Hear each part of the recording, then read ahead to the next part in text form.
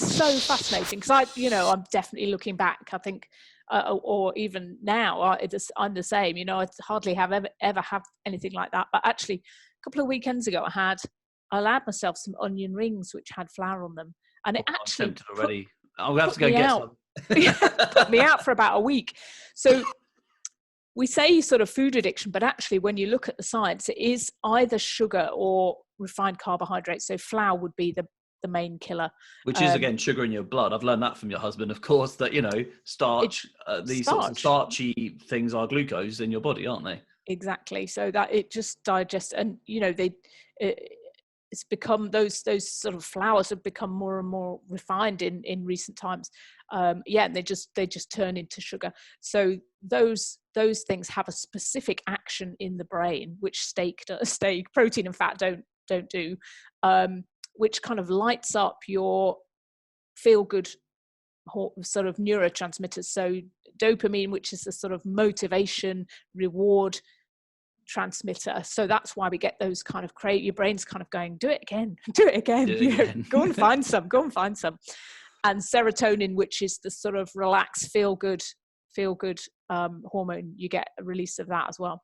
And of course, in terms of evolutionary survival, this makes complete sense that we were highly motivated to seek out those foods, because those foods helped us to lay down fat in the autumn. So we were highly motivated to find honey. So, we had to fatten up to survive. That's why we thank our ancestors for this darned problem that we have. No, it served us, didn't it, historically? Whereas in the food environment that we live in today, that we've already talked about, unfortunately, it all goes wrong, because that stuff's everywhere all the time. It's not even seasonal. So, but the brain still triggers off those cravings for sugar and carbohydrate, and that's in the very primitive part of the brain. So I was listening to someone the other day who was doing a podcast about sugar addiction, and they said the thing is, you can't think yourself out of it. Once the cravings hit, you kind of, I don't know if you've ever had that experience, Dan, where you've sort of promised yourself you're not going to have a certain thing. No, I've given that up. I'm not having any. And I'm not going to negotiate with myself, and then I'm not having it. And you can actually hear yourself negotiating. Yeah, there's a line, but then there it is, because someone else has bought it or whatever. I don't know. You've had a drink and you're a bit. And you're literally watching your hand reach. I have exactly been in that situation. And then the shame afterwards. Why is my hand doing that? When actually the logic, so you can't think yourself out of that, because it comes from this sort of very primitive part of the brain, which is to do with reward. It's instinctual. You are instinctively going for what you need to have. Yeah, so we shouldn't feel ashamed, because we're kind of driven. We're sort of driven by it. I'm raised Catholic. I can't help it. I just feel shame for everything. Shame for everything. You can't think yourself out of it. You have to act yourself out of it. Yes. And I really like that, because that means basically the idea is that you've got to, you don't rely on willpower. We'll say, oh, how do we get more willpower? You can't really, it's a thing that is in short supply, especially you get home from work, you're really tired, you're really hungry. Willpower is gone, isn't it? You've used it all up. I have a window of the year, actually. Like my willpower time of year is from the 1st of January to about the 6th or 7th of January. And then it's gone really for another year. And then I sort of celebrate the new year again and recover a little bit from New Year's Eve, and it's back for a little brief window. Exactly. But I think you're right, actually. I do think patterns are so important in life generally, and how we live our life. And I also believe you quite often become your habits, and and you can make anything into a habit, positive or negative. But I must admit, the longer I'm on low carb, the easier it gets.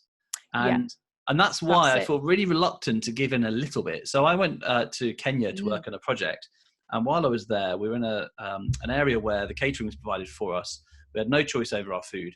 And each day I was trying my best to get the low carb option. So I'd just eat, as much fish as I could off the plate or whatever. And one day it was like a really carby lunch of lots of rice.